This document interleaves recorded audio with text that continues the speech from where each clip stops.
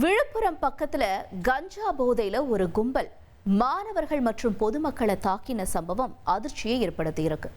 விழுப்புரம் மாவட்டம் வீடூர் அணையில 3 பேர் கொண்ட கும்பல் கஞ்சா போதையில அங்க வர பொதுமக்களை பாட்டிலால தாக்கியிருக்காங்க.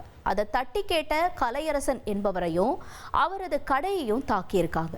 இதை அறிஞ்ச ஊர் மக்கள் தட்டி கேட்டபோது அவர்களையும் தாக்கினதுல 5 பேர் காயமடைஞ்சிருக்காங்க.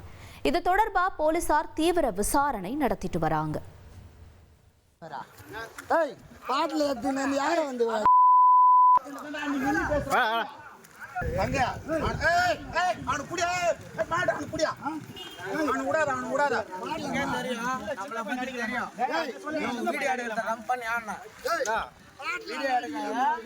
வீடியோ எடுக்கலாம்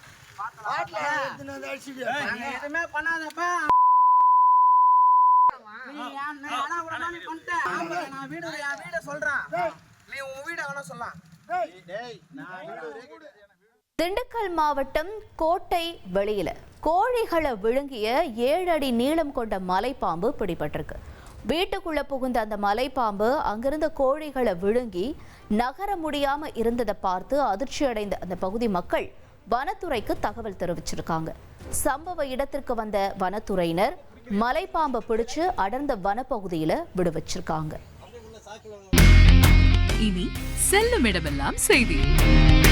தந்தி டிவியின் வாட்ஸ்அப் சேனலை ஃபாலோ பண்ணினா செல்ல இருக்கும் இடமெல்லாம் செய்தி. இதோ QR கோட் இப்பவே ஸ்கேன் பண்ணுங்க, ஃபாலோ பண்ணுங்க.